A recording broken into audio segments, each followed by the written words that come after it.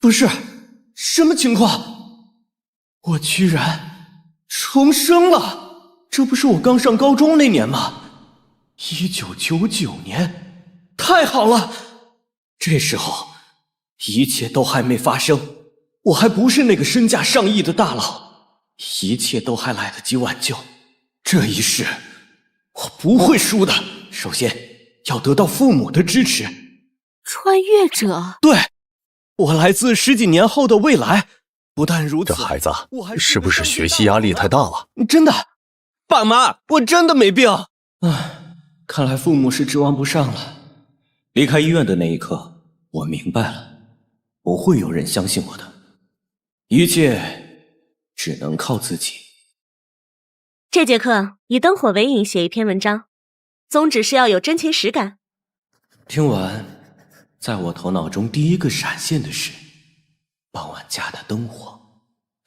好，那我就以灯火为引，写一个女孩赶路回家的故事。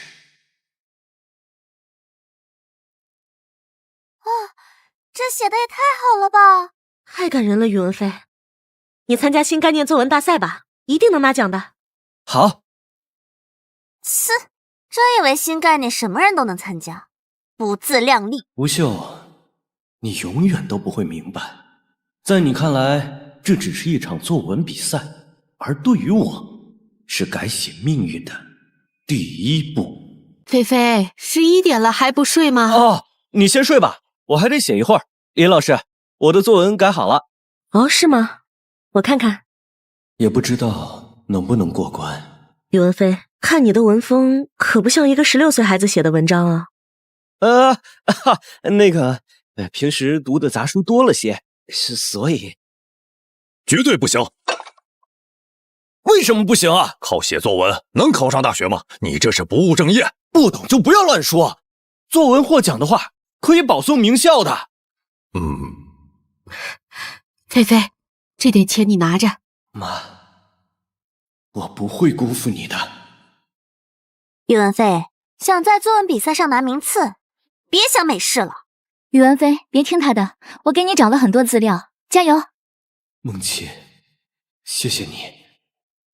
为了这个背影，今生我无怨无悔。这次是复赛，题目是时光，大家一定要好好审完题再写。老师，我写完了。天哪，我教学这么多年，从未见过如此精彩的文章。不可能，宇文飞不可能获奖的。吴秀，你真是太小瞧我了。宇文飞，你毕业后愿意来北大就读吗？我不服，凭什么他可以得奖，还能保送？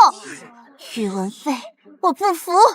吴秀，你哪里会知道我的志向？比赛结束了，但是我的生活却并不平静。唉，爸，什么事儿啊？这么愁眉苦脸的？唉，还不是因为单位的种子的事。最近收了大量麦种，急需晾晒和分装，然而却找不到临时工。即使单位已经开到了50元一天的价格，还是找不到。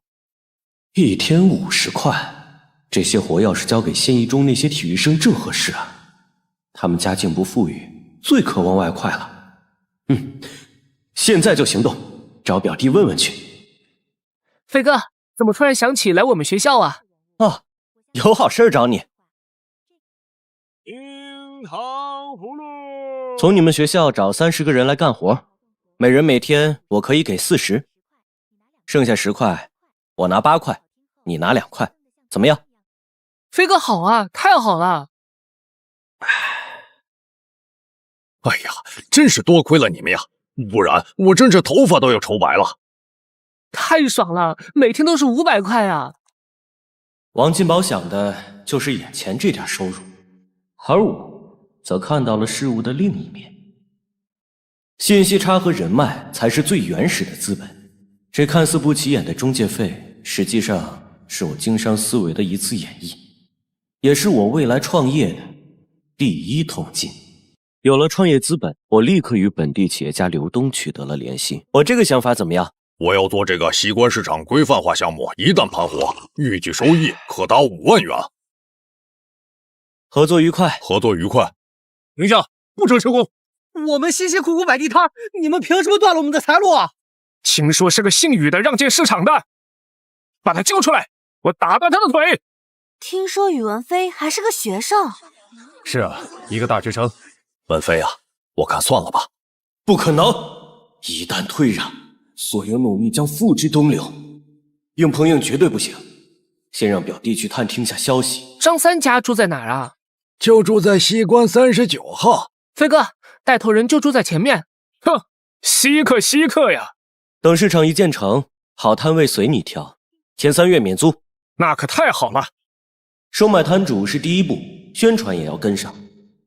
我找人发了篇新闻稿，很快引起全城热议。就这样，一边给摊贩们甜头，一边用舆论压力压得地头势力不敢冒头。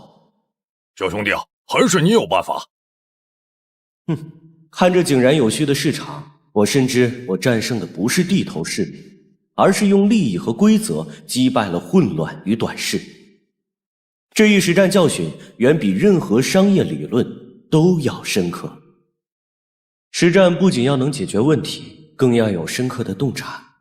菜市场给我提供了稳定收入作为创业资本。这段时间我专心学习，和周梦琪的感情也慢慢升温。时光飞转，眼看高考就快到了。哇，宇文飞也太牛了吧！新概念1等奖的保送通知书哎！宇文飞保送名校，接着当天才作家，真好啊！就是。这种轻易到手的胜利我不稀罕。清华经管，这才是我一直想去的地方。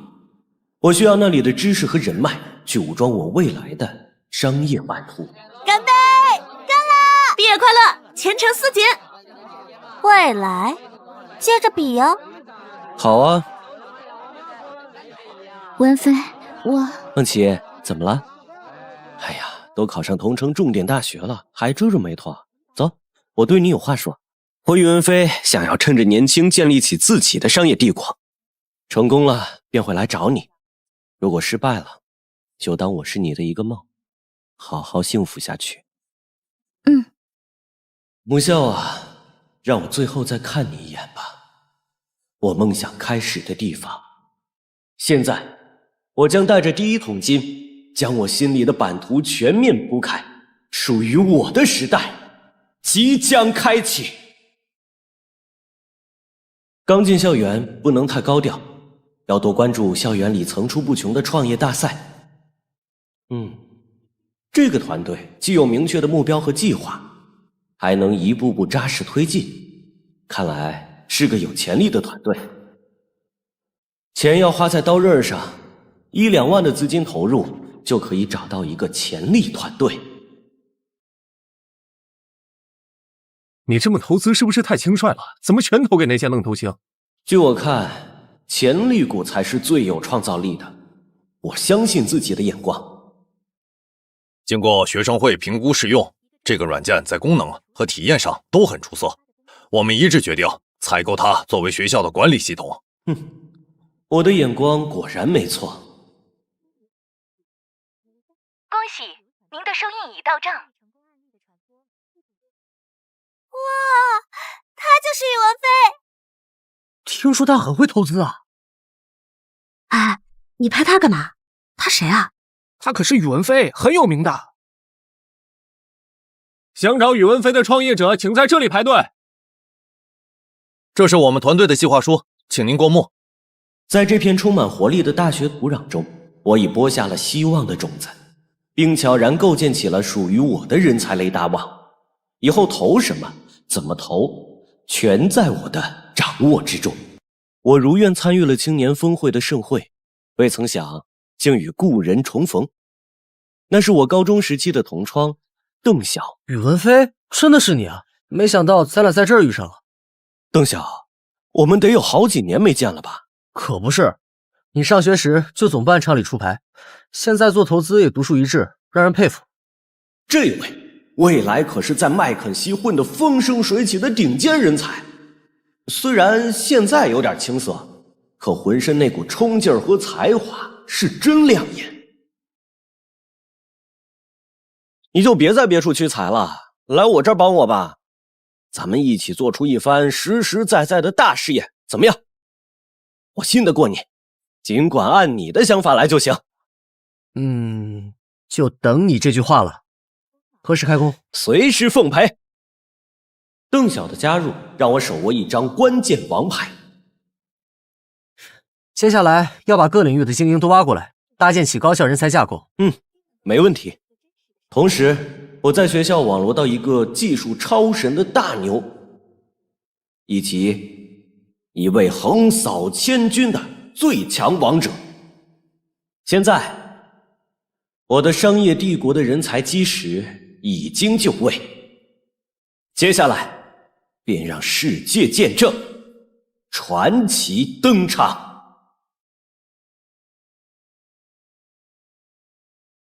同学们，欢迎大家来到商业策划大赛的现场。今天我们队志在必得，有我们在，你可要失望了。太精彩了！完美的辩论，完美。宇文飞，你别得意，下次我一定赢你。好，随时奉陪。不过，赢家永远是我。臭美。上了大学以后，跟吴秀的关系变得亦敌亦友，也蛮不错的。同学，你往前走，看到图书馆再左转就到了。谢谢。别客气。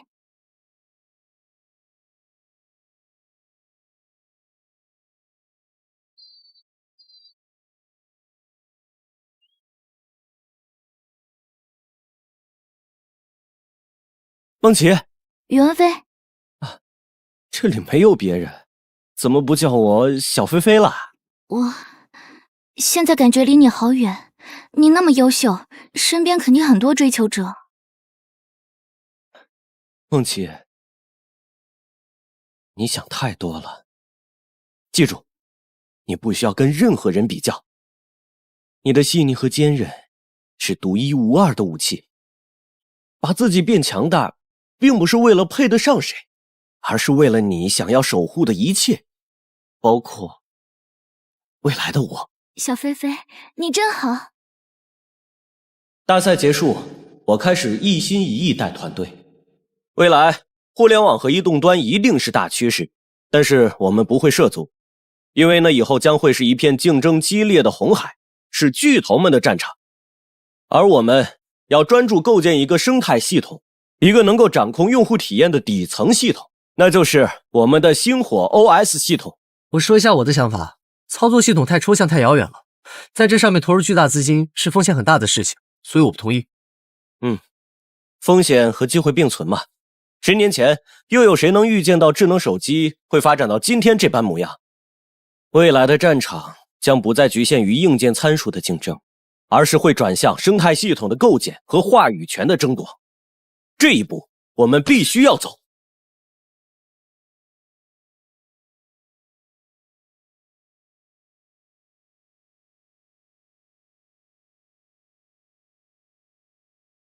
宇文飞，你们的执行能力很强嘛，但是要注意，这个项目是个吞金兽啊，并且几乎每一个环节都是要攻克的难题。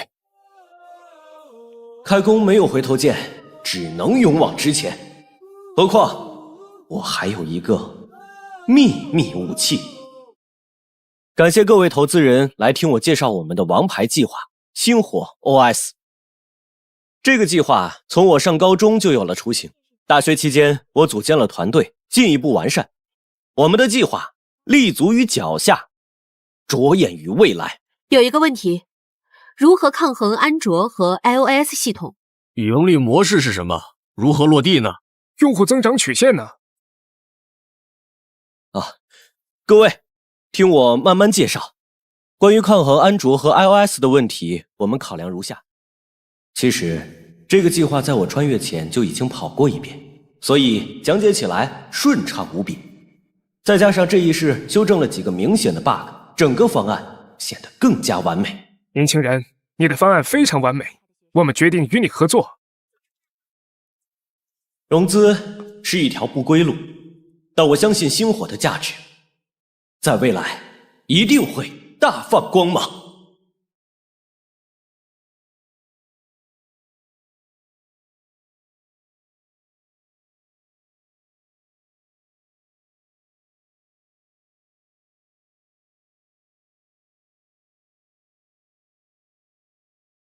这次融资成功只是一个开始，各位不要松懈，继续加油。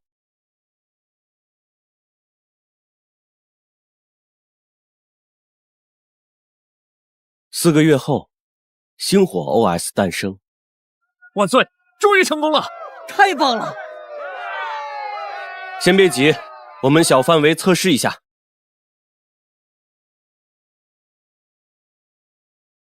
天哪，刚上线就2000万用户注册！哼，不自量力！马上仿制他们的系统，快速占领这个市场。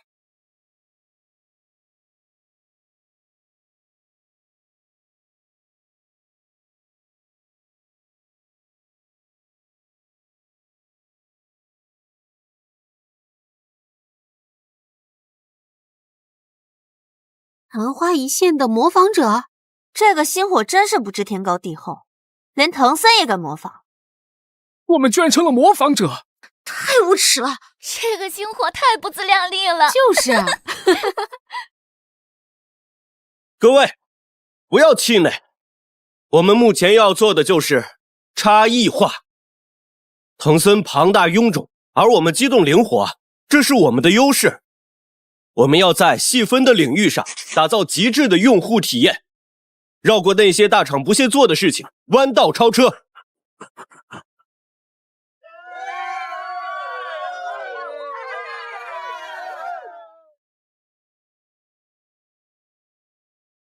在我内心中，隐隐感觉到了，这盘棋将会因为我的加入而改写。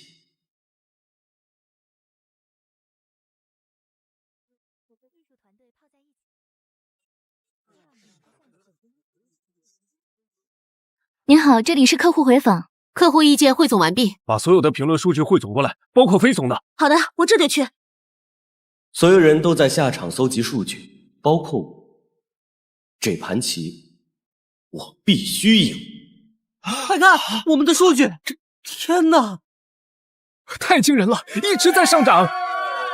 我们终于可以扬眉吐气了。这就是我们小企业的力量。哇，这个星火真的好用。是啊，体验超好。我要把它推荐给我的所有伙伴。比唐僧的人性化多了。强烈推荐下载哦。这只是我计划的第一步，未来更大的挑战还没到来呢。给我一点时间吧，让我们快速成长起来。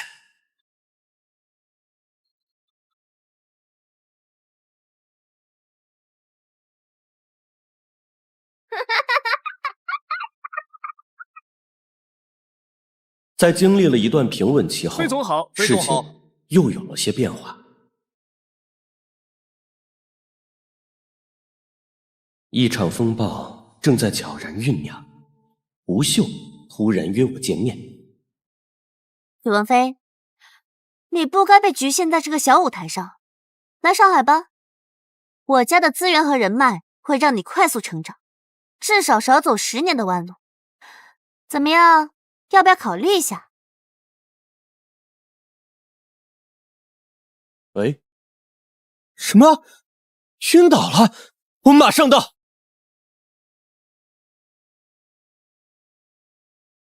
梦琪，你没事吧？没事，就是加班累的，让你担心了。梦琪，都是我不好，最近忽略了你的情况。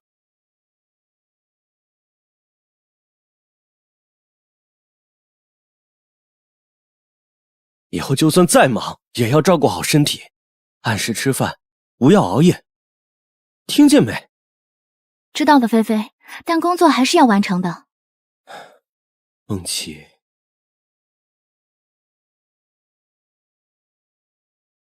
宇文飞，希望你能认真考虑一下，我可以安排你见资本，希望你不要拒绝我。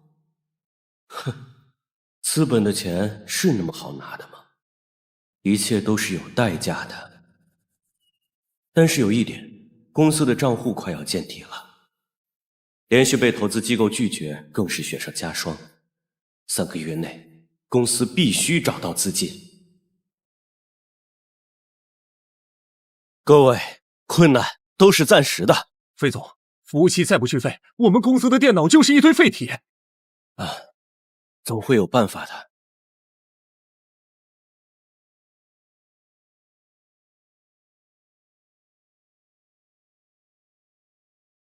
不行，不能让计划卡在这里。各位，我宣布一件事情：从明天开始，非核心项目暂停，管理层停薪，优先保障技术团队。非常抱歉，非常时期，希望大家理解。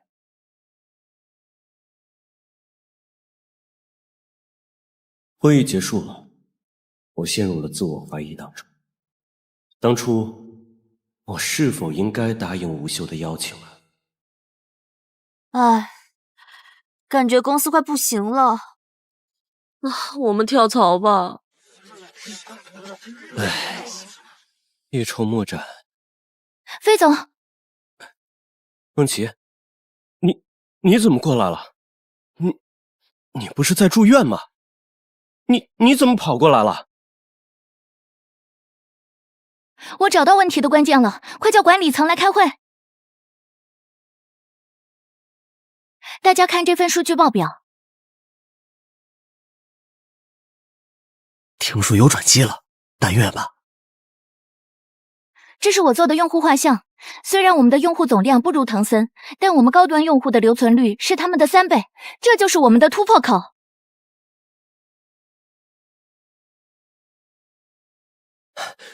谢谢你，梦琪，你救了公司和我。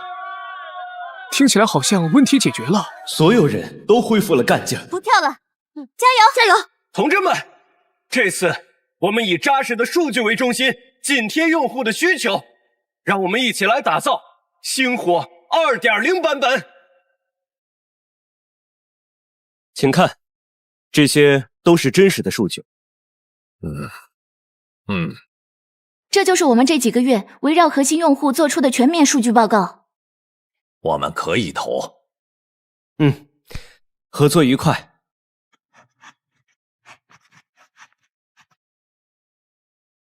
Yes， 终于渡过难关了。今天要好好庆祝一下。各位，先等等，战争才刚刚开始，大家不要着急庆功。听我说接下来的战略。首先，用3倍的薪资去挖人。其次，在对手总部对面大厦租下整面广告牌，写上寻找被埋没的创新者。最后，要快速开启燎原计划，把 API 接口分享给第三方开发者。太激进了，光是广告牌就要80万，这划得来吗？不如升级的技术。技术要升级，同时也要注意打法，是该我们反击的时候了。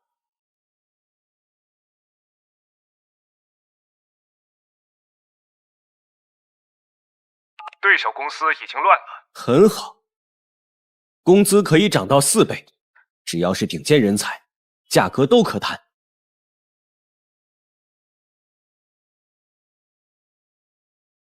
在所有人才里，我最渴求的是对手公司的首席架构师，必须要我亲自出马了。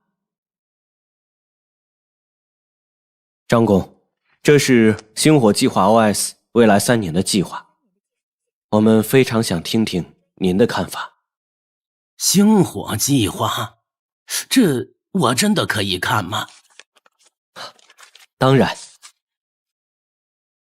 是这样，真让人惊讶呀！你们竟然想到这么远了，真可惜我不能参与。张工，与其感慨，不如加入如何？年薪200万，您可愿意？可我签了竞业协议。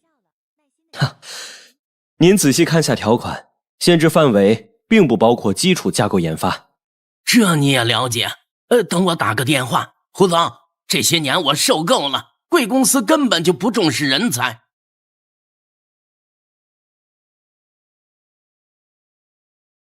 谈好了，明天到岗。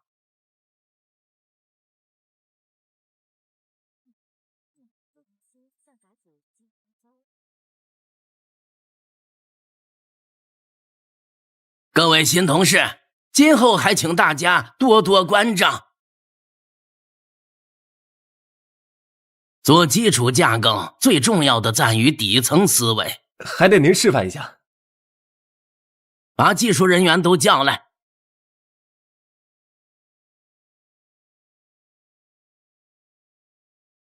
我们的工作效率还是低，这样与我们的对手根本没法抗衡。这个情况我有考虑，我已经有了布局。人才最恐惧的是什么？才华被埋没。所以我改了广告牌，这一招我憋了许久。同时我还打出了被对手抢注专利的工程师的名字。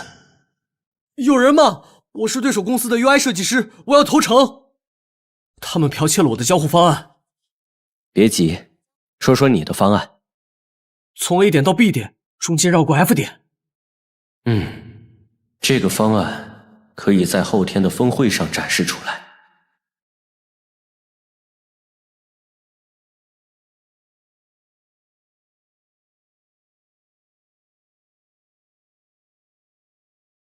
我们受够了被抄袭的日子。他们根本不重视人才，创意在他们眼里什么都不是。战役终于打响了，我们首战告捷，但接下来才是真正的挑战。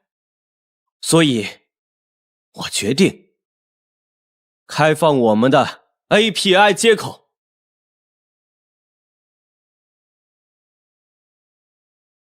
不会技术泄露吗？把我们的技术拿出去共享。我要把这个饼做大。我支持。好，就这么决定了。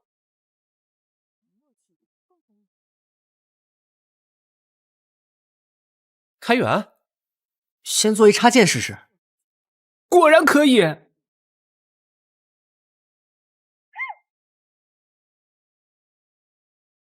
怎么样，愿意加入我们吗？啊！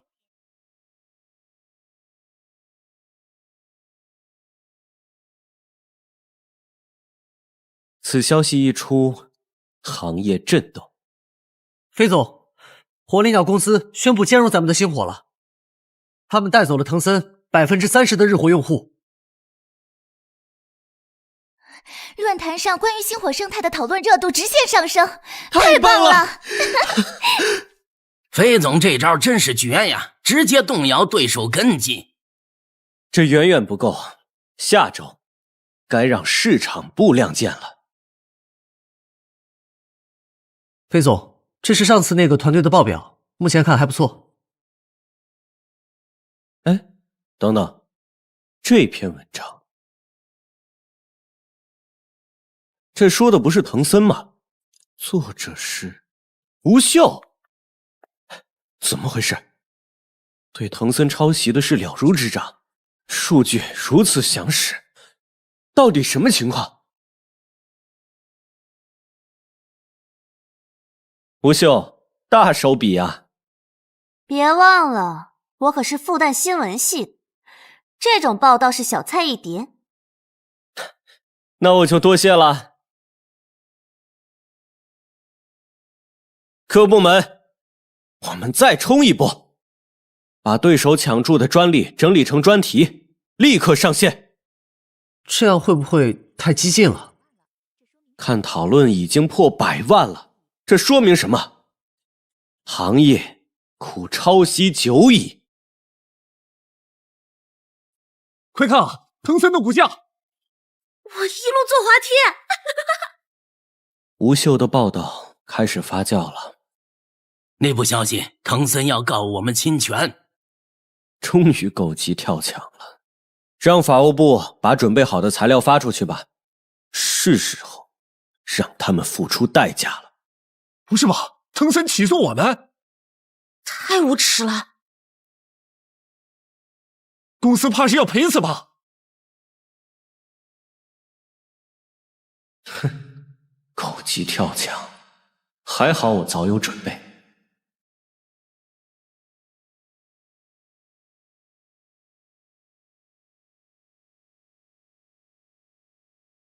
大家不要慌，只要这个本子在，这次我们稳赢。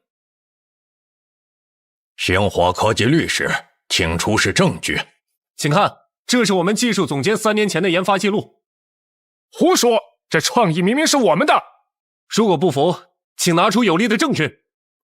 休庭20分钟。哼，真巧啊！年轻人别太狂，咱们细水长流，做事不要太绝。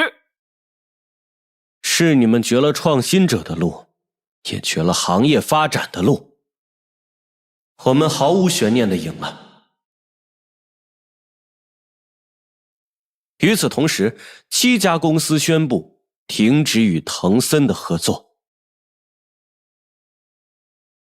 他们的霸王条款，我早就受够了。我们不一样，我们始终把合作方的利益放在第一位。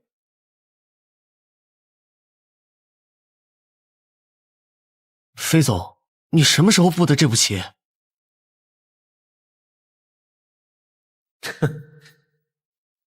当然是上辈子。藤森的败诉引起业界再次震动，周三一开盘，藤森的股价暴跌。快看行业新闻，藤森股价暴跌吗？看到了。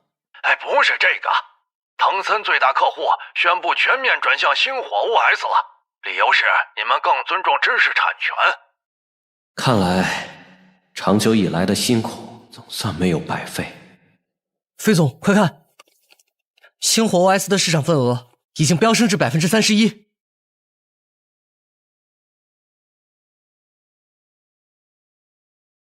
致全体同仁，今夜之后，行业由我们定义。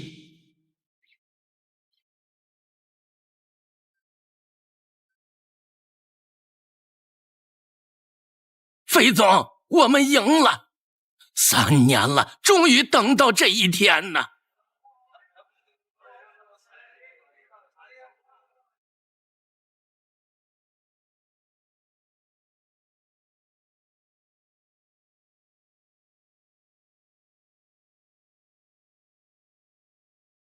菲菲，我们赢了，我们终于熬到了这一天。菲菲，今天还有猎头公司在挖我，薪水是现在的3倍呢。那很好啊，3倍薪资哦，机会难得啊。讨厌，我哪也不去，给多少钱我也不去，我要永远在你身边。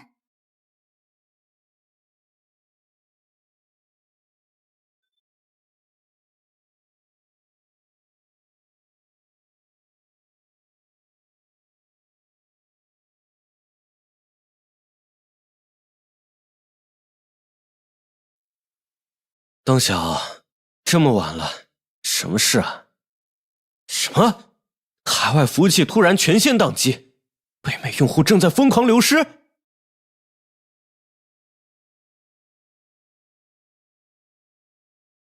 不是普通的技术故障，是遭到了分布式攻击，而且流量来源全在境外。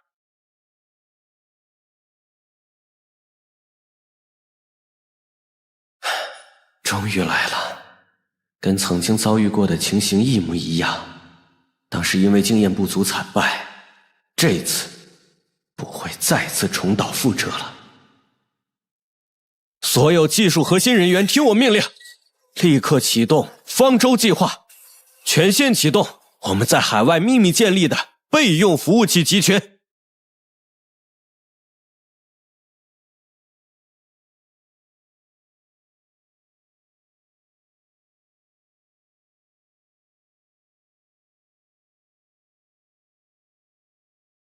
总算躲过一劫。这里是网络安全公司发来的报告，攻击源居然是硅谷的微软公司，他们是想扼杀我们在海外的成长呀。那就让他们看看什么叫东方任性。谁啊？是我，飞总，这是财务总监让我转交给您的。财务总监？有什么事不能单说？辞职？什么情况？果然不在。梦琪，财务总监王鑫辞职了，现在已经找不到人了，你赶紧去找找。啊？哦，好。飞总，他家没有，机场没有，电话也关机，现在我们该怎么办呀？王鑫不是辞职这么简单，他带走了公司明年的市场预算方案，看来只能告知董事会了。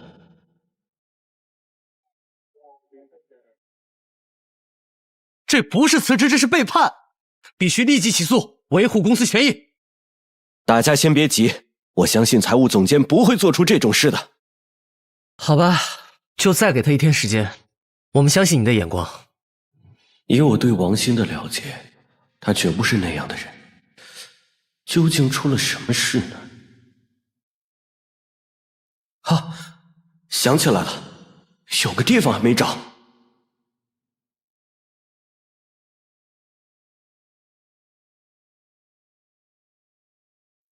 王鑫，你果然在这儿。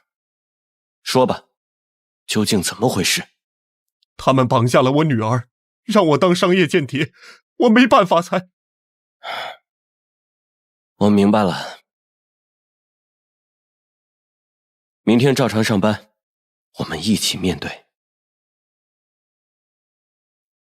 情况就是这样，我们给他们来个将计就计。感谢飞总的信任。一份虚假的预算方案流向了我们的竞争对手，成功女儿也安全回来了。3天后，我们突然开新闻发布会。这次不一样，我们更新了预算方案和全新的加密协议，比以往更高级。他们到底在搞什么呀？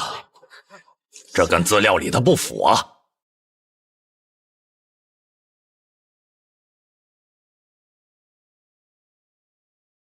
你好，我们观察贵公司很久了，贵公司的技术和应变能力是我们非常看重的。请问你是？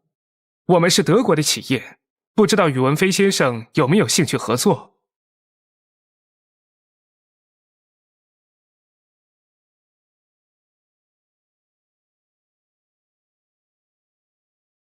感谢宇文飞先生的到来，那么我们废话不多说，直接聊合作吧。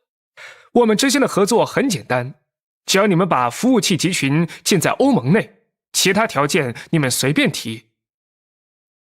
这么做不等于把自己的命根子交到了别人手里？可以，条件是技术标准必须由我们双方共同定制。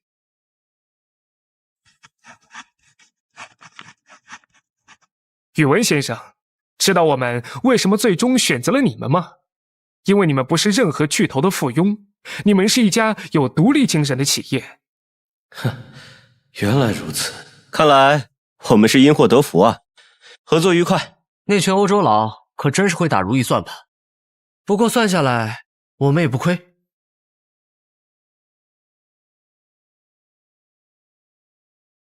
看呐，欧洲市场潜力巨大，商机无限呀！哎，飞总，怎么看你不太高兴的样子？你来看看这个。这是什么？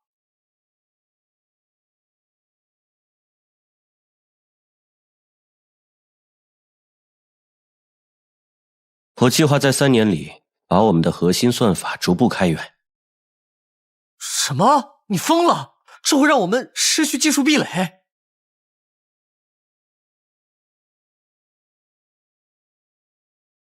知道为什么欧洲人选择我们吗？因为他们受够了封闭系统的束缚，我们正好顺势而为，把饼做大。开始吧，开源第一个技术模块。凌晨的一则新闻证实了我的抉择是正确的。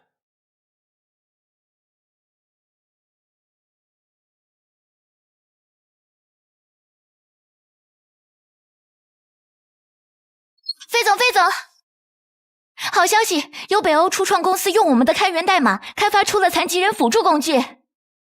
太好了，直接证明我们的代码靠谱。7天后，来自硅谷的邮件，要并购我们。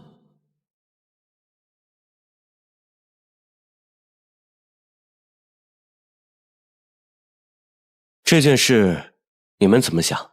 好事啊，我同意。飞总怎么想？就算硅谷再有钱，也买不下我们的未来。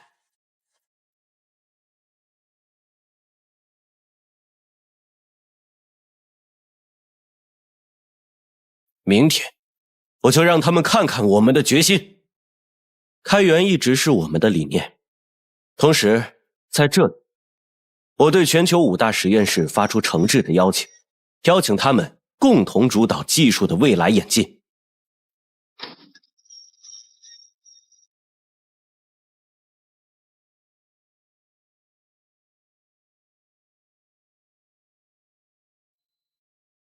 宇文飞，你看到了吗？这是老外在印你们的代码讲解分布式系统呢，你可真了不起！今天的成就来自于在座的每一个人。你才是最棒的！仅用了2年，我们就坐在了牌桌上。这还远远不够，下一步，我要让世界真正见识我们的力量。张涛，这个月你已经请了7天假了。哎呀，没办法呀，母亲心脏不好，需要手术。这次得问一下飞总了。如此密集的请假，总感觉哪里不对。张工可是团队里最早的核心成员，他负责的是最核心的技术模块，一直以来他的责任心和事业心我都非常认可。但是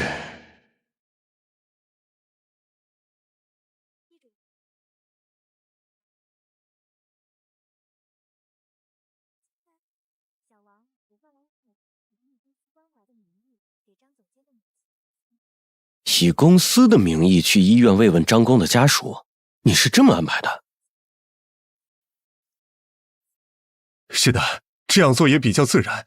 我确实去了医院，但是我并没有见到张涛的母亲，据说她在老家身体好着呢。他老妈没病，但是他最近频繁申请大额预支款，理由都是给老妈治病。他究竟有什么目的？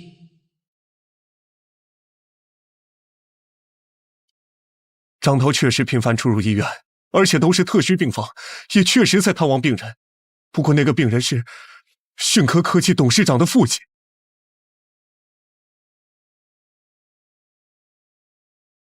这天，张涛又要请假。飞总，我老妈这几天心脏病又犯了，我想请几天假。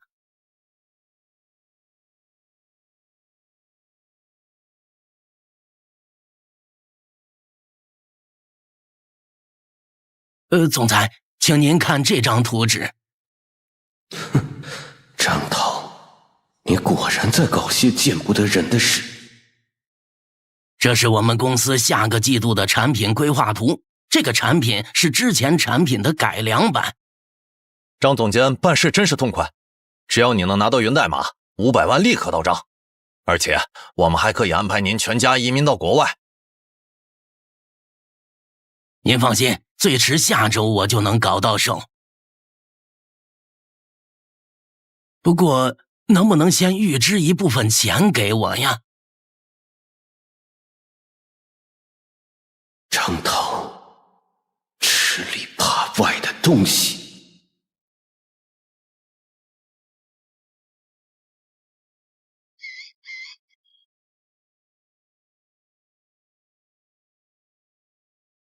封存所有张涛经手的项目，彻查此事。老大，3个项目的源代码被篡改，这会给公司留下巨大隐患。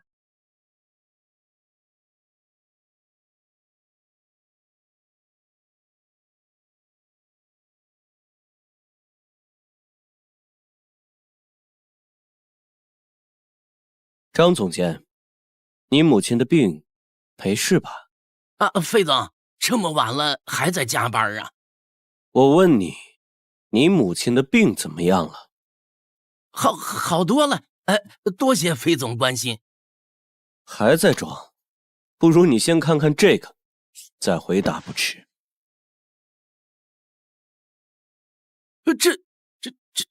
这是我在医院。我听说你母亲在老家身体健康得很，你能解释一下吗？这究竟是怎么回事？费总，我也是不得已。我在境外赌博，欠了好多钱，他们合伙坑我，输光了财产呢。竞争对手知道了消息，抓住了我的把柄，说只要我跟他们合作，就可以替我还钱。费总，你不觉得现在太晚了吗？都是我不对，我出卖了公司，再给我一次机会吧。我愿意免费打工，补偿公司的损失，只求你不要报警。你回去等结果吧。张涛的情况就是这样，大家说怎么办？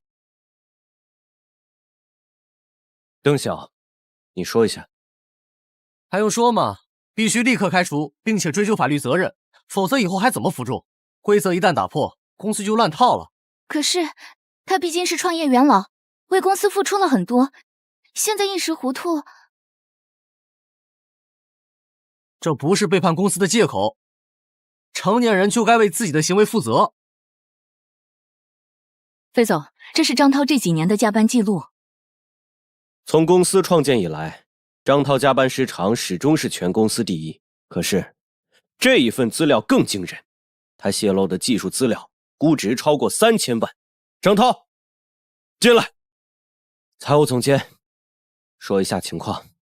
直接损失800万，间接损失难以估量。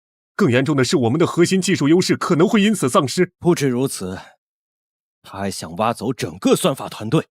如果他真的得逞了，我们的损失就不止这些。都是我不好啊！我愿意赔偿所有损失，只求不要让我坐牢。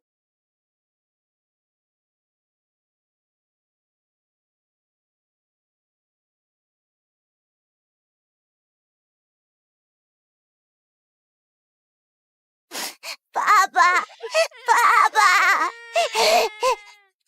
宇文总，求您了，再给他一个改过自新的机会吧。那群债主昨天跑到家里泼油漆，2个孩子被吓得哇哇哭。这都不能成为理由。保安，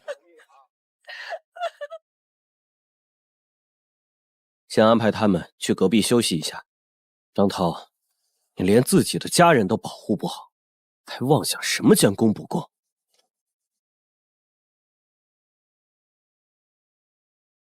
是迅科董事长啊，有事吗？我正忙着呢，有话直说吧。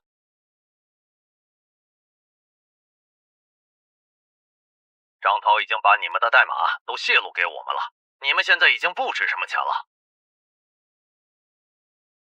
他撒谎啊！我给的代码都是做过手脚的，根本就不能用。啊！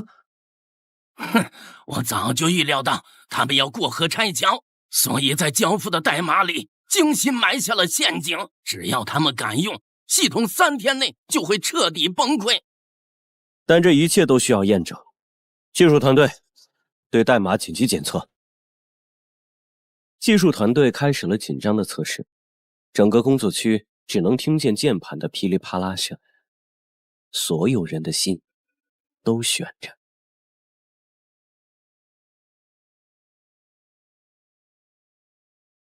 果然锁死了，我没撒谎吧？一旦对方强行运转，系统就会瘫痪。我就是防范他们不会信守承诺，所以才留了一手。但是这绝不能成为你逃避过错的借口。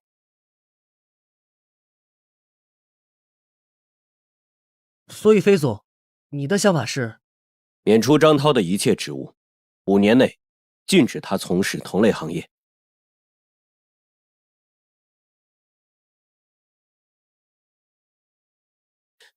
张涛，公司也并非无情，会帮你还清赌债，但这些钱要从你未来的收入中扣除。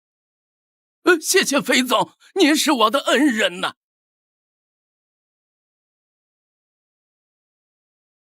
通过这次危机，我们也要吸取教训，我们要建立起一套机制，保护我们的员工权益不会受到威胁。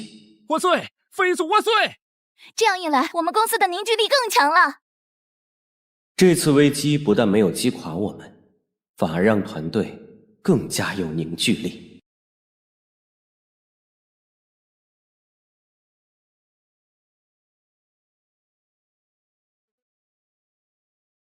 我们的数据遭到了泄露，我们要求立即终止合同。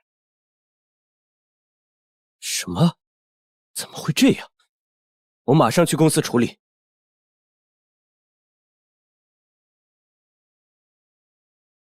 我这边顶不住了，我这边也都是乱码。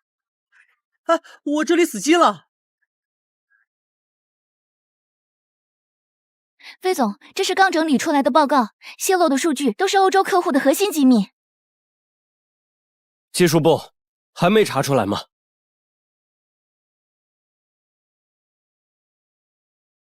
数据是从一个特殊加密通道泄露出去的，这个加密通道在李总负责的模块里。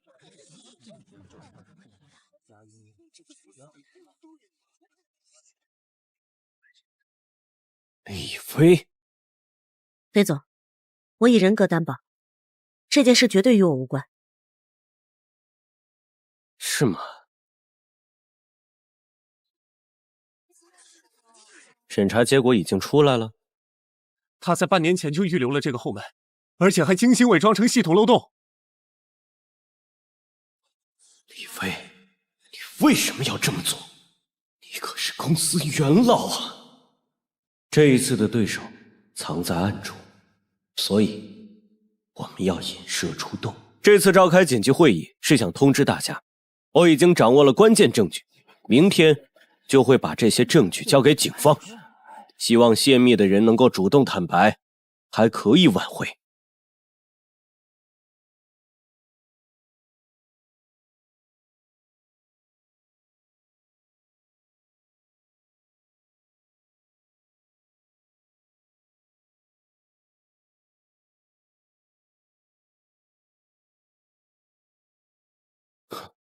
李飞，果然是你。宇文总，你还有什么话说？你不是用你的人格担保吗？你的人格呢？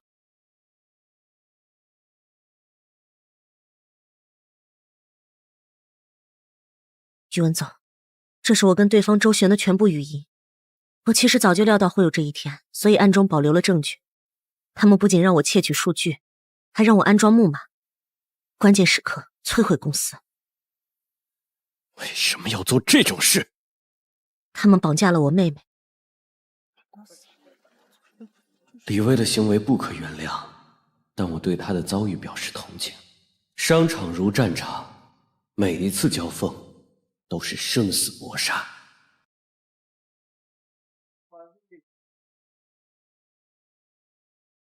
在李薇的配合下，我们快速修复了数据，同时追踪到了对手的服务器所在。技术团队连夜开发出一套高针对性的防护系统，同时向对方服务器发出了精心设计的虚假数据。飞总好一张瞒天过海。对于这次数据泄露事件，我们首次官方予以澄清，这完全是一次内部演习。我们升级了防护系统，比以往更加安全，所以大家可以放心下单，绝对有保障。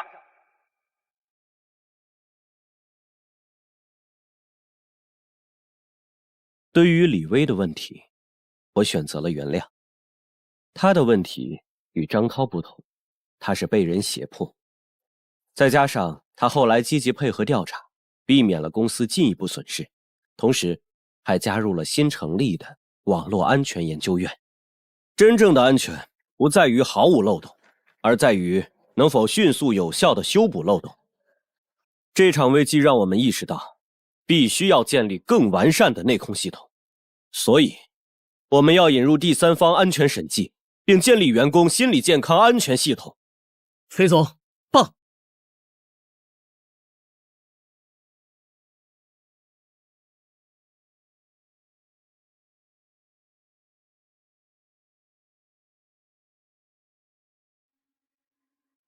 赵腾森，这不是我老对手吗？宇文老朋友，这次可以合作一次吗？美国硅谷智慧城项目。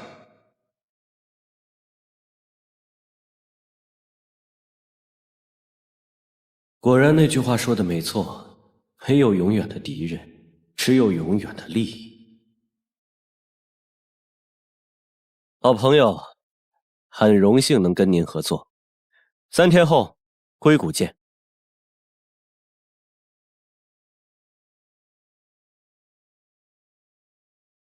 这么早找我干嘛？与赵腾森合作？他们去年还挖我们的技术团队，这不是与虎谋皮吗？飞总，您看数据，腾森资金紧张，可能想借我们技术渡过难关。这次硅谷的项目要求竞标方在美国有成功案例，而腾森3年前恰好完成了旧金山项目。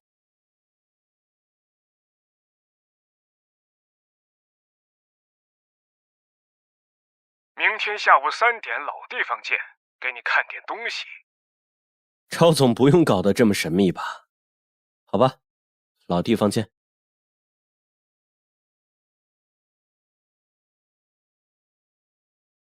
与虎谋皮的事我不会做，那是找死。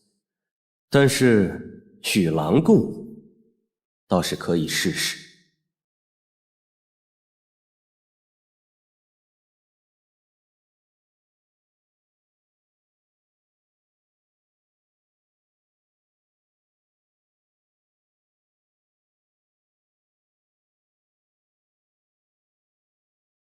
老朋友，你还记得这里？就是在这里我们初次相遇，而如今我已经是个老人了。岁月不饶人啊！我记得那时候我才大学刚毕业。说说吧，究竟怎么打算的？不用多说，先看看这个。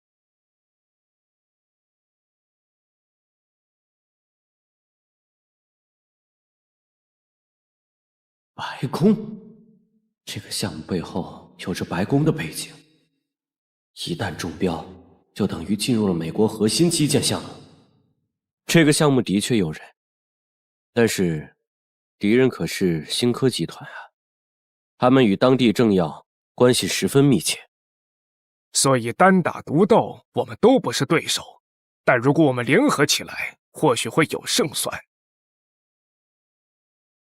孟琪。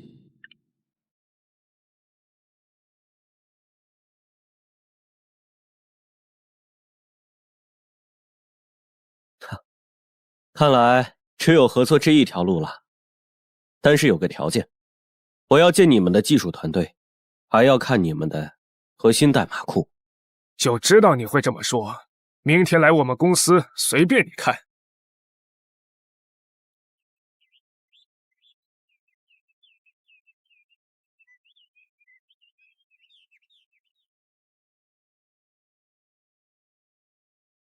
宇文总，恭候多时了，请吧。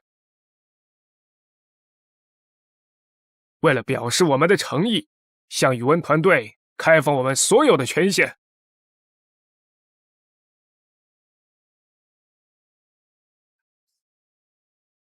飞总，他们的技术比我们预想的还要落后，合作的话，我们恐怕会吃大亏啊。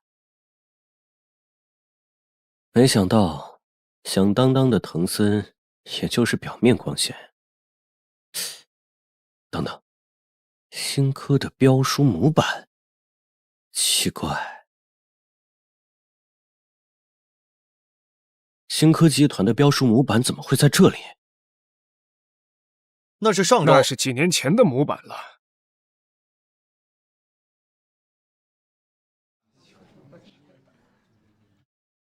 今天的这份新科标书模板，大家怎么看？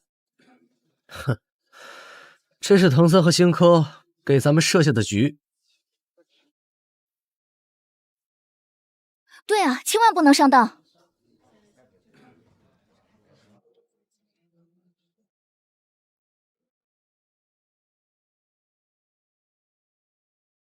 藤森如果想坑我，没必要这么大费周章。难道这件事跟他和新科的 CEO 的关系有关？你说的没错，我跟新科 CEO 是同父异母的兄弟，但我们反目20多年了。其实我不太关心这个，我要的是这个项目，你要的是重振藤森。我们可以合作，我们可以成立合资公司，我们占股60%，但保留藤森品牌，充分给予你们技术自主权。这个条件听上去不错，但以我对你的了解，一定有附加条件。你要亲自带队，还要把你的小儿子接去圣何塞上学。你连我儿子考斯坦福的事都知道。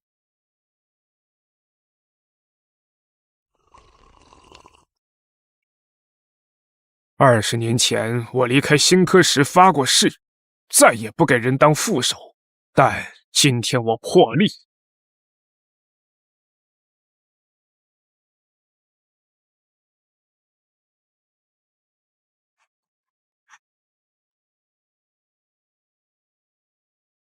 请允许我介绍几位老伙计，当年长城计划的核心成员，我用了10年才把他们找回来。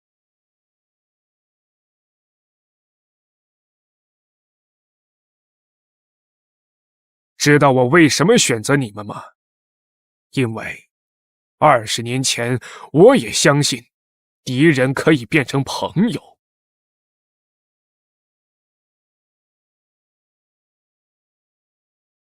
此会议，我想宣布一个决定：我们的星火研究院未来5年的预算是100亿。啊！100亿！天哪！飞总疯了吗？我们刚实现季度盈利，这笔投入会让未来3年都实现亏损一潭。100亿，这简直是疯狂之举！去年研发投入才30亿，如今竟要翻3倍，这些钱能够收购多少优质资产啊！把窗帘拉上。好。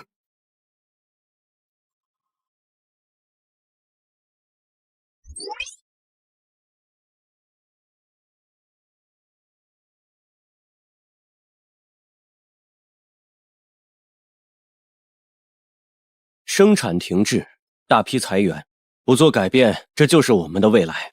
去年进口芯片就花费2万亿，无核心技术，我们永远是替人打工的组装厂。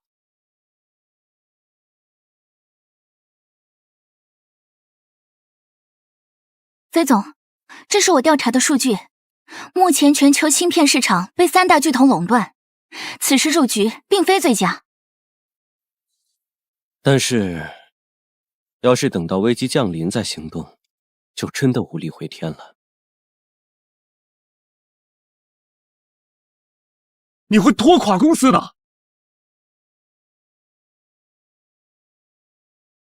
我知道这一步很艰难，但我们必须走。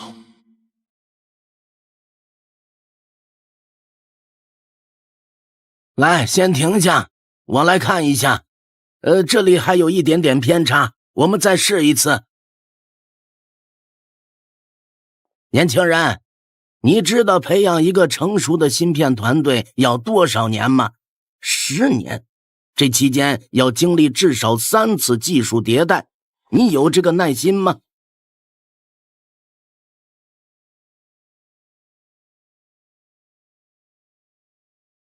教授，请过目。这是我的决心。一个人全部资产担保，每年投入不低于20亿，周期不少于30年。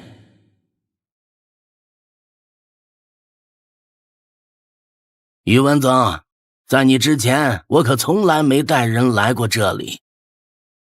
天哪，这位是失踪多年的半导体鬼才张维年，这位是量子力学的元老级科学家贾学真。原来这些高级人才都在这里。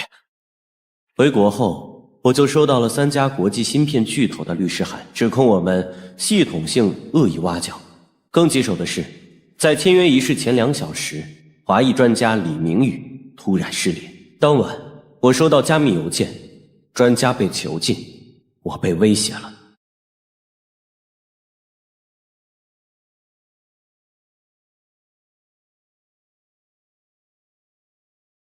这台花了5亿买来的二手货，只能造出别人淘汰的28纳米产品，台积电都3纳米了。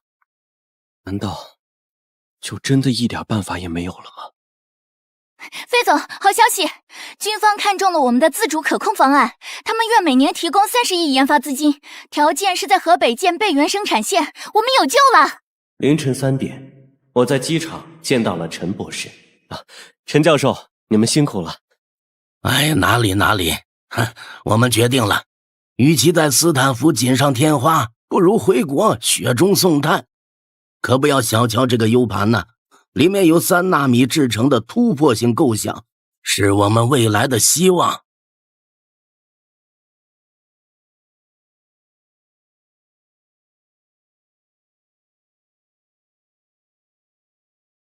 烛龙计划，名字取自《山海经》，烛龙睁眼为昼，闭眼为夜，象征着以自身光芒照亮幽暗，为后来者指引方向。我宣布，烛龙计划正式开启。就是这块芯片，这是我父亲1962年设计的首个国产芯片标识。这么多年，我们终于回来了。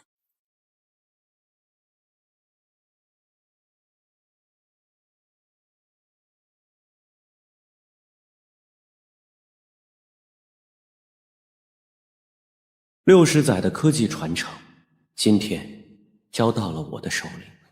我发誓，将这份责任进行到底。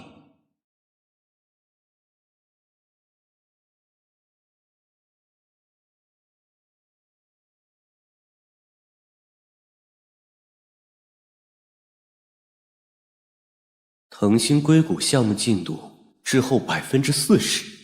核心工程师流失大半，看来滕森这个家伙在搞小动作。以为我宇文飞还是当年的毛头小子吗？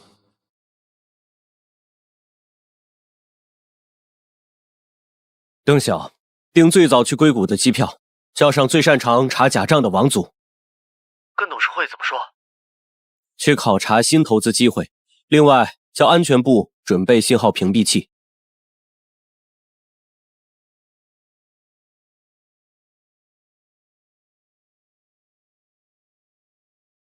滕森提交的数据完美的离谱，进度总是98%或99%，预算支出精确，代码提交记录也整齐的过分。太完美了本身就是问题，刚合作，以前又是对手，怎么可能如此顺畅完美？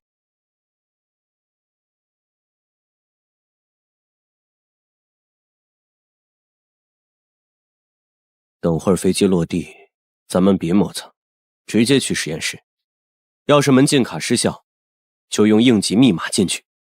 进去之后，眼睛都给我放亮点。要是看到异常情况，不管是仪器故障，还是消防通道里乱扔烟头，都马上录像留证。你们看，这个实习生签名，居然是滕森上周刚开除的财务总监的儿子。大戏要正式开场了。这次我们使用了硅谷科技的最新技术。团队建设取得突破性进展，这是我们工程师在工作的场景。怎么样，宇文总可以放心了吧？好了，去实验室看看成果。设备校准中，而且今天有辐射泄漏演练。哼，别跟我扯别的，带我去。哼，以为故意输错密码就能阻止我？我有超级权限。补血，快补血！谁来支援我一下？上啊！这就是你说的辐射泄漏演练？这是我暗中找人调查的结果。打麻将，打游戏。解释一下。这只是临时调整空间布局。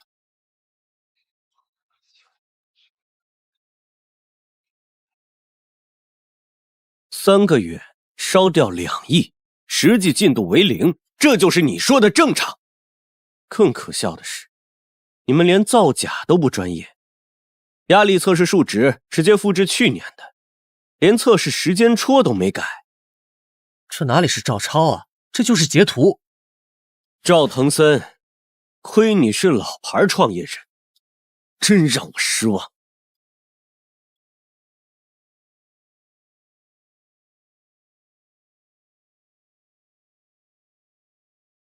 我宣布，联合项目组就此解散。不可以，不能说解散就解散，再个1个月就1个月，我能保证追回所有进度。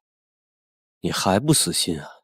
看看这个，上周项目最关键的调试期，你跑去拉斯维加斯豪赌，你心里还有项目吗？过分！我们加班，你去赌场，太没责任心了。我再说一遍，项目就地解散，所有实验数据立即封存，服务器权限立刻冻结。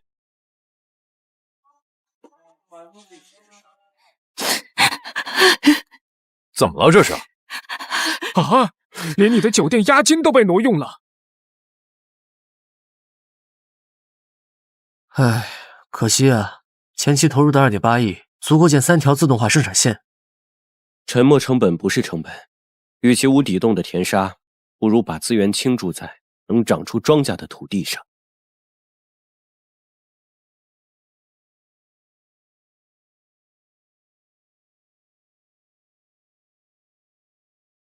宇文总，这是我们的3维全息简报，28纳米制成的烛龙1号，良品率突破90%。这才值得让我们赴汤蹈火。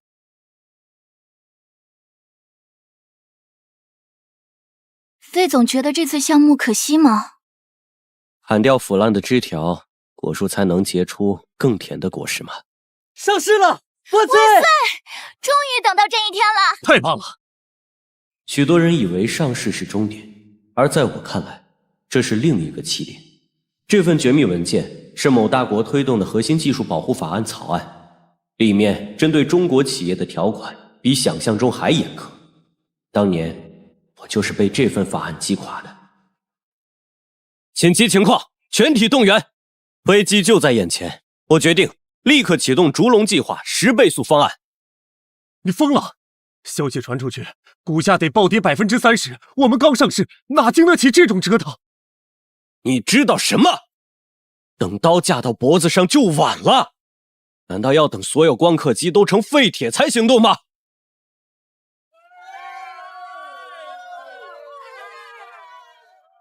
贝莱德和先锋发来警告，若启动计划，他们就抛售股票。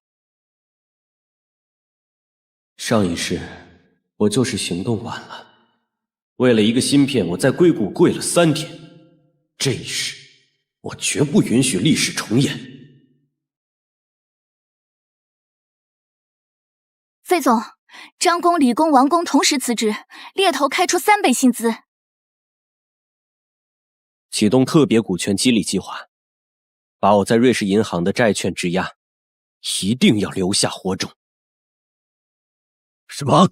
你疯了吧？把80%的上市募资投入芯片研发，这是自杀行为！宇文飞，你怎么闹都行，但我绝不会陪你疯。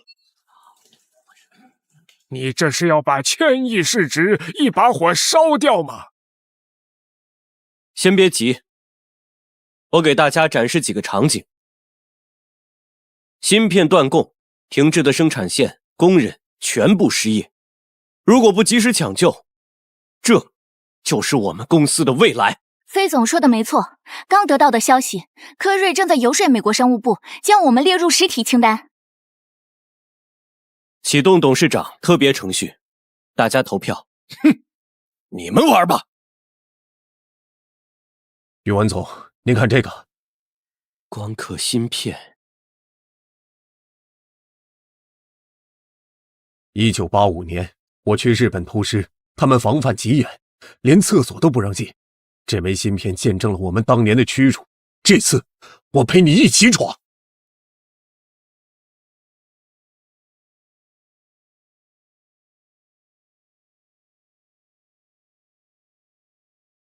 飞总，高盛他们在抛售，股价暴跌。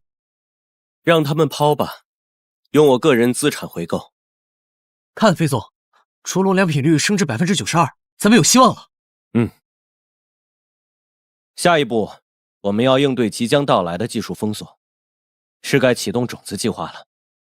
3个月内，在瑞士、新加坡、巴西建立起秘密研发中心，核心数据用量子加密后分布存储，每个节点设有自毁程序。最重要的，把7台被列入禁运清单的关键设备伪装成医疗器械，分3路运回国内。邓晓，这件事你来负责吧，只有你才能完成这个任务。终于通关了。报告，我们来晚了，烛龙设备已经被他们运回国。这次该我反击了。科瑞，咱们1周后见结果。1周后。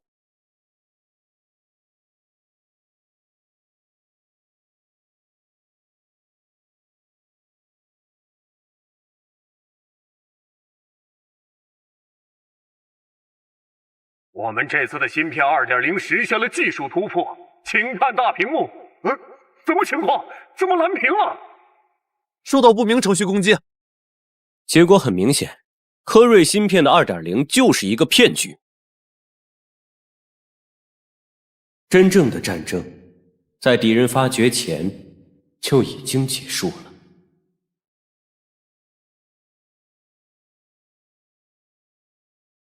商务部刚刚发布公告，将我们列入实体清单，即刻生效。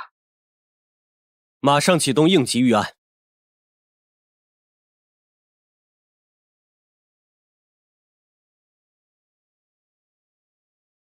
这场风暴比梦中提前了整整1年，不仅高端光刻机被禁，连基础设计软件、晶圆原料都被列入限制。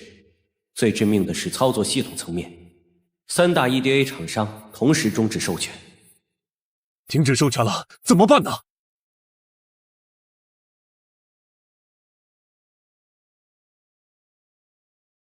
坏消息，应用材料范林、科磊全部发来终止函，连荷兰那家供应超纯水的企业都说要遵守禁令。开启全球紧急会议。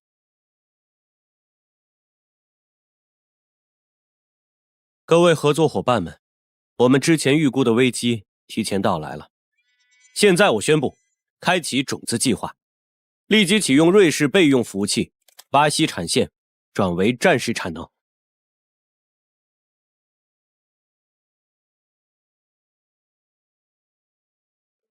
那我们现在是否要暂停客户订单？所有业务照常运转。我们要让世界看看什么叫压不垮的中国脊梁。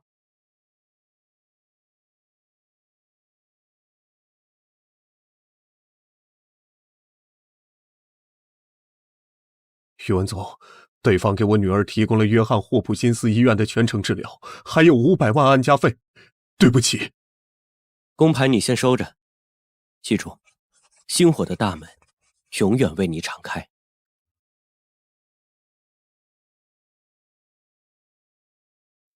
飞总，这已经是本月第7个核心研发了，要不要启动禁烟限制？不用，我们的年轻力量还在，他们就是希望。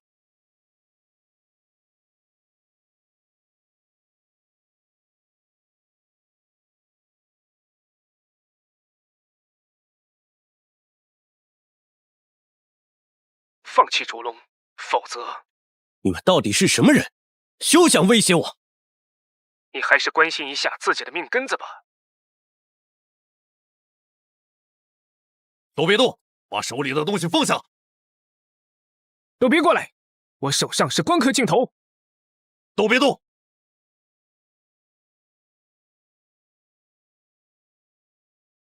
蛇形纹身，境外雇佣兵的标记。损失超过3亿，哪怕是30亿、300亿，我也要把芯片做出来。宇文总，我们的实验室被人砸了，连我们的光刻机都被破坏了。最快要多久才能修好？2周。距离全球产品发布只剩3天，本来想带着新的芯片亮相，肯定来不及了。等等。如果用等离子蚀刻代替传统工艺，也许能行。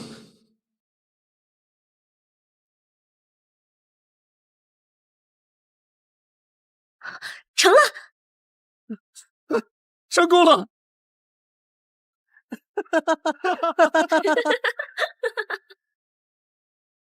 我们要做的是千秋万代的事，是为国争光的事。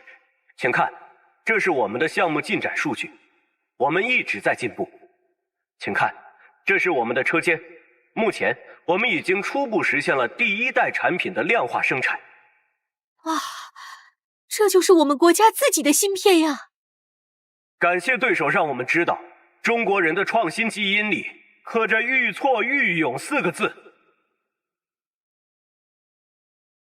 费总，艾伦发来收购邀约。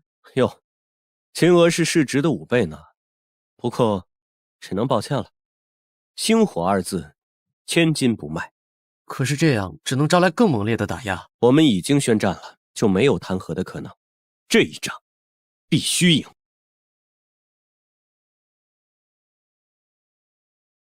所以是时候启动了燎原计划，在全球范围内招募顶尖人才。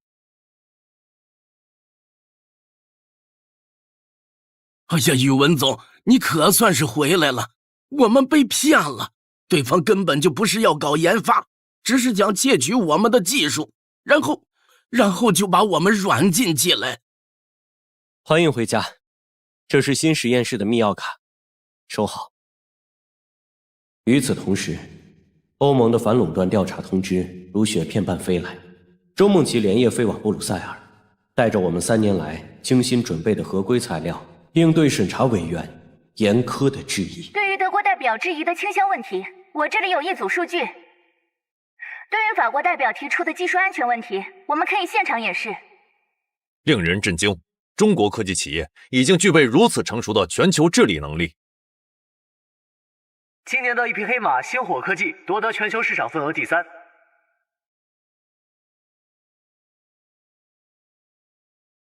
我们的创新科技才刚刚开始。宇文飞，我是科坠 CEO 艾伦，我们非常想与你们合作。你用了3年走完了我们30年的路，因为我们的征途是星辰大海。我们烛龙芯片拿下全球市场份额第1了！耶！终于成了，但为什么心里空落落的？菲菲，看你脸色不太好，喝点热水吧。梦琪，咱们结婚吧。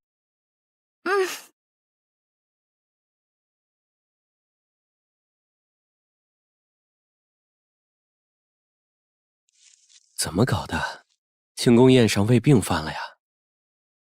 哎，这是2018年我和梦琪一起去看电影的票根。不知为什么这几天心神不宁的，总是梦到童年。你这是结婚恐惧症？说什么呢？我跟梦琪这么多年了，我怕什么啊？阿姨，阿姨，病人目前的情况很危险，需要马上签字做手术。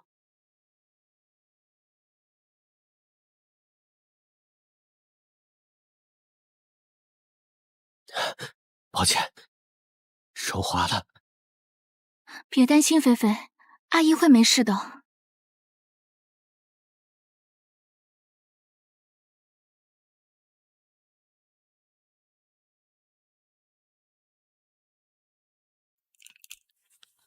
婚礼准备的怎么样了？啊，差不多了，婚纱已经订完了。生意那边还好吧？还好，基本上走上正轨了。你妈呀，总把手机搁灶台上，炒菜时都忍不住看一眼，说怕接不到你电话。上周做菜的时候还给你拍了张照片。而我只回了这一句。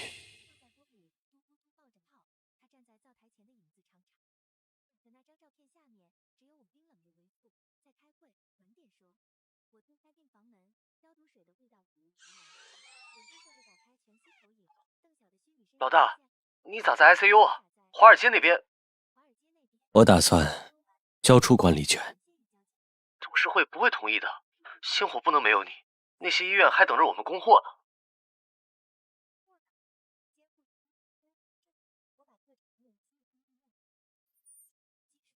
还记得我们为啥要造烛龙吗？你说要为国人争口气，我说的是为了让我爱的人永远不再担惊受怕。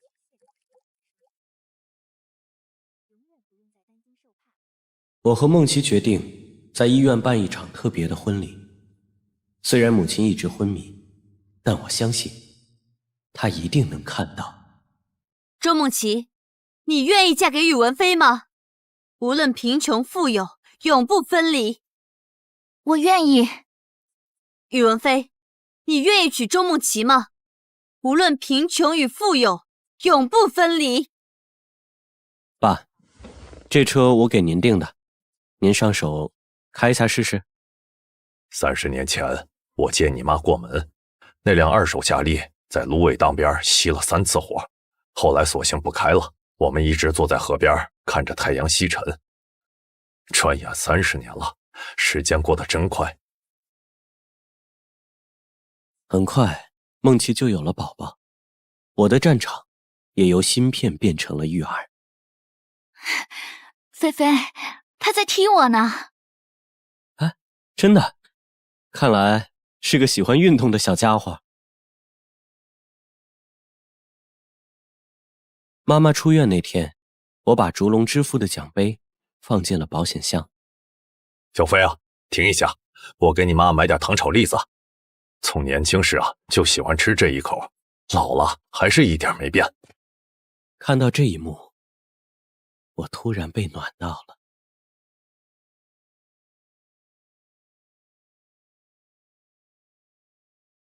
退居幕后的第一个清晨，我第一次闻到了花园中泥土的味道。菲菲，看这个月的财务报表。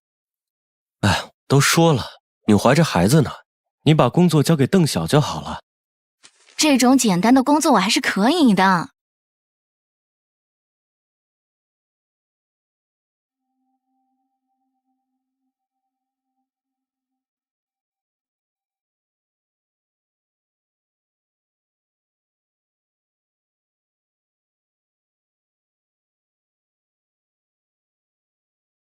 客人那边联合3家大公司故意压价。好吧，那就启动烛龙之怒系统。啊，退居2线也不得安生啊。你呀，还说我，你不也是一样？小朋友不听话，总是要规训一下的。不过，目前最重要的还是我们的家庭。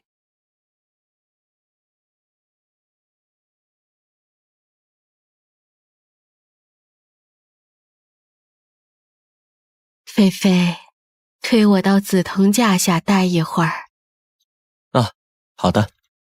好安静啊，菲菲，你看，天边那颗星星，像不像你小时候在县城看的露天电影？母亲这句话瞬间把我拉回到30年前的小县城，我仿佛又看到了那个心中满是憧憬的少年，在飘落着粉笔灰的风水宝地写下了第一篇作文《灯火》。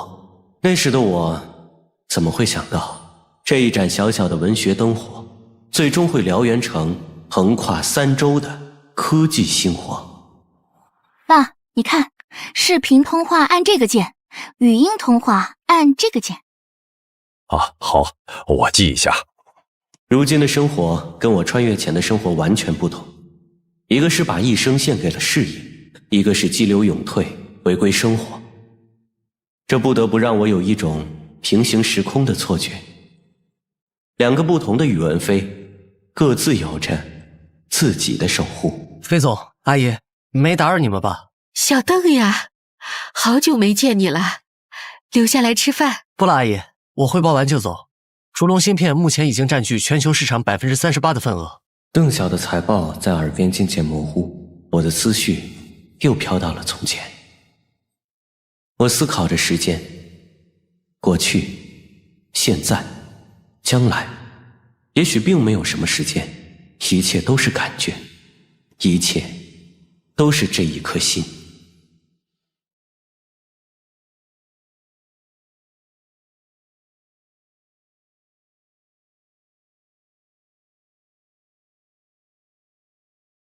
菲菲，你看看这个。我上学的作文简报，30年了，你还留着呢？怎么舍得扔呢？每一步都是你成长的印记，都牵动着妈妈的心。夜幕低垂，我静坐在四合院紫藤花架下，心中涌动着前所未有的感悟。那些年在商业战场上的不懈拼搏，原来都是为了守护心中所爱。当启明星缓缓升起，周梦琪温柔地将胎心监测仪贴近我的耳畔，那生命之初的急促心跳仿佛穿越了时空。我轻轻将功勋章沉入荷花缸底，商业帝国的版图会随时光更迭，而此刻掌心里沉睡的才是永恒的人间。